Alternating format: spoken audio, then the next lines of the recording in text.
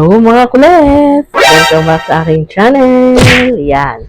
So dahil dumating na yung ating pang-shade ng ice at nagpapatigas na rin ako doon ng yelo, so habang inaantay natin yan, gagawa naman tayo ulit ng gulaman in 3 colors. Yan. So nagpakulo na tayo ng tubig, ilalagay na natin yung Mr. Gulaman. Lagay natin ulit yung white sugar.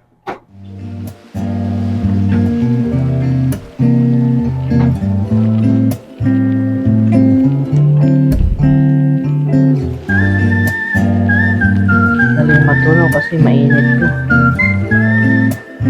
Then yung ating white gulaman kasi para malagyan natin ng 3 kulay.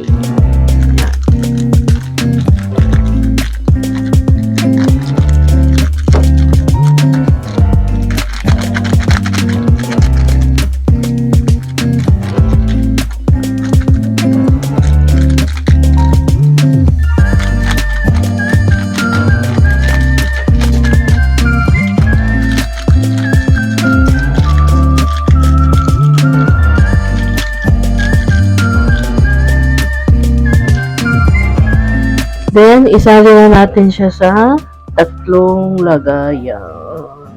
Wow!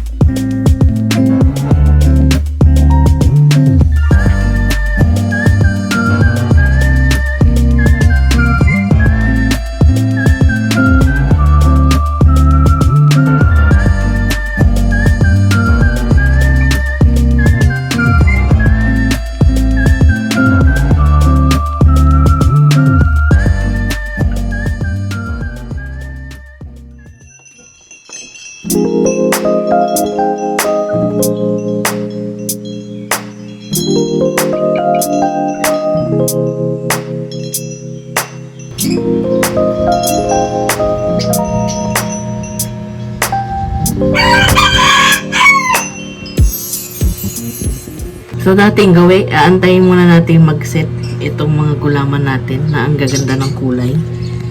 Yan. Tapos, pag tumigas na yung yelo, isi-shave na natin mamaya. Tapos, tsaka ko ipapakita sa inyo kung anong gagawin natin sa shave ice na yun. O, diba? A few moments later.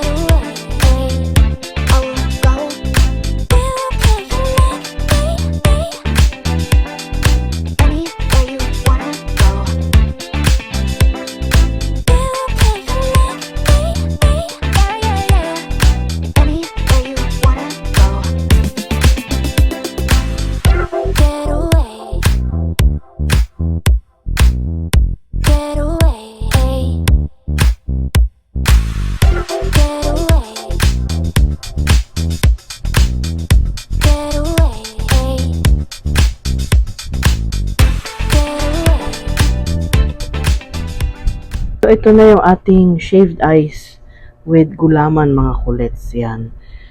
Paano ba? Hindi nyo lang ganong makita. Ayun. Ano lang kasi ito, mga kulets. Madaling matunaw yung yelo niya. Pero yung, itong nabili ko sa Shopee, yung manual na pang shave ng ice. Mas pino kasi yung pagka-shave ng ice niya kaysa yun dun sa electric na ice crusher. So, magkaiba talaga yung quality nung yelo. Yan. So, alam niyo yung parang bingsu sa Korean na dessert. Parang ganun, yung pagka-shave ng eyes niya.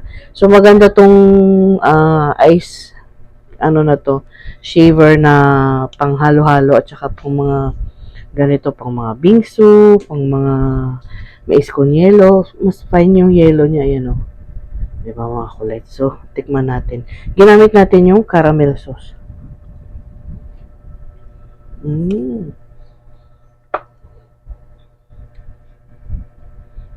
Masarap.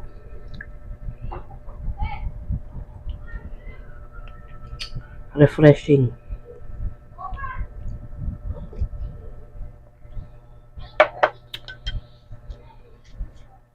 Kasi kung makikita nyo mga kulit sa pagpupunta kayo ng mall, yung pang crush ng ice, iba talaga yung sa machine ng pang shave ng ice. Kaya mas maganda talaga to. Kaya lang ito, may pang mold talaga to ng ice. Meron siyang ice molder na container. Kasi kailangan yung yellow mo ganyan. Yan o. Bilog. Para madaling ma-shave niya. Tapos, yung loob niya, ayun, ang laman. Yun. So, sakto talaga yung molder nila. Kaya lang pag ito, pagdating ng gano'n na kanipis yung yelo, konting yelo na lang yung nailalabas niya. So, ang ginagawa ko, binabaliktad ko yung yelo para, ayan o, ma-shave niya talaga. Kasi pag kuminis na siya, baliktarin nyo lang, tapos iyon, mas madali siyang ma-shave.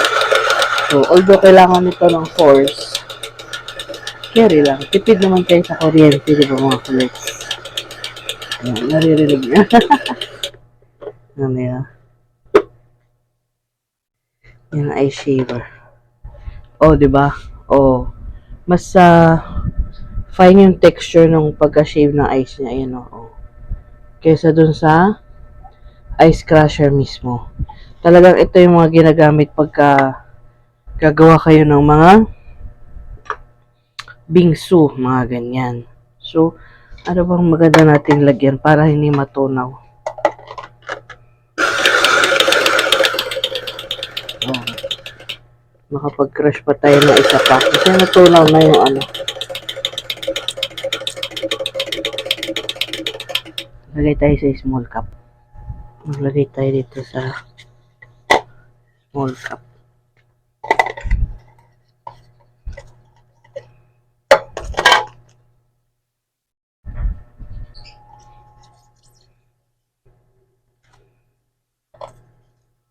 Yan.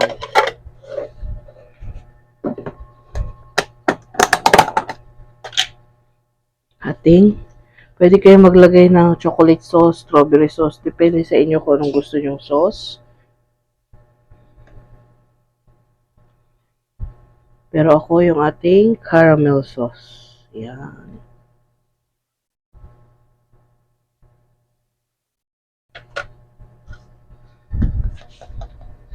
Yan siya mga kulits.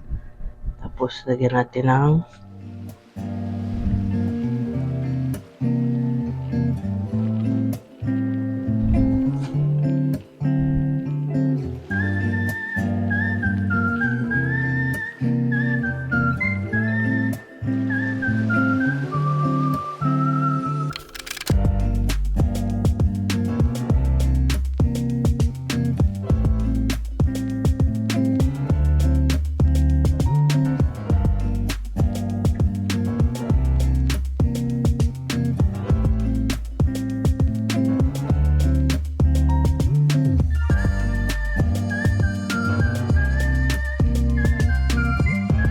tapos caramel sauce.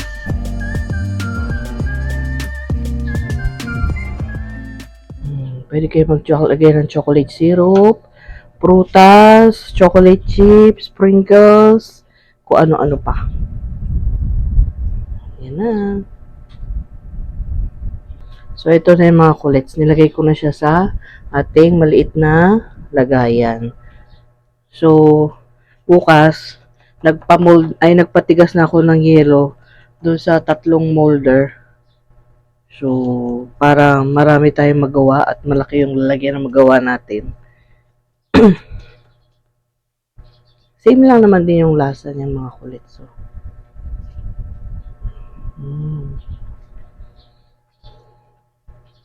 mas masarap nga lang yung yellow niya kasi pino.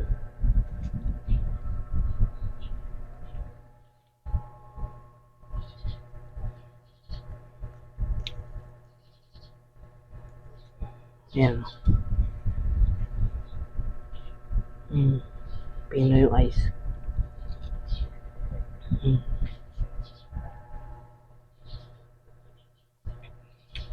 Lamig. May ubas. Oh. Kamas yung ubas?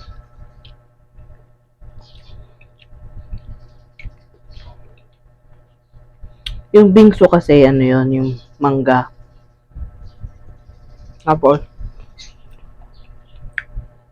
shave ice na may corn.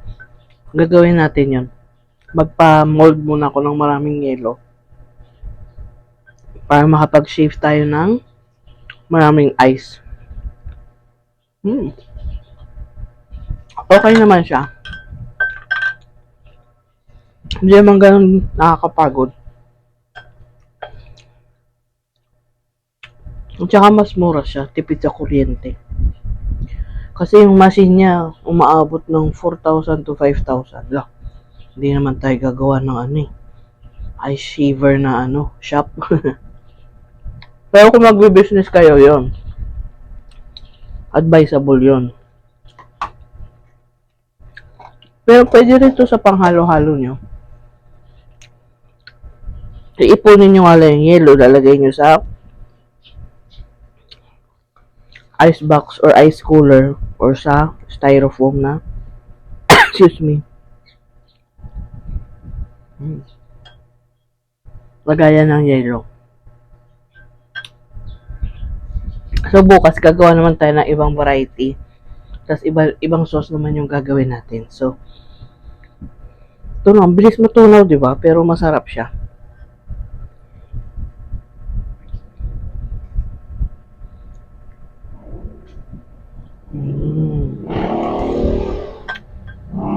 Wala yung number 1 suki natin ipumasok. So kung nagustuhan niyo yung ating video today mga kulets, alam niyo na. Subscribe, comment, like, and share. See you tomorrow for more shaved ice recipe mga kulets. Bye!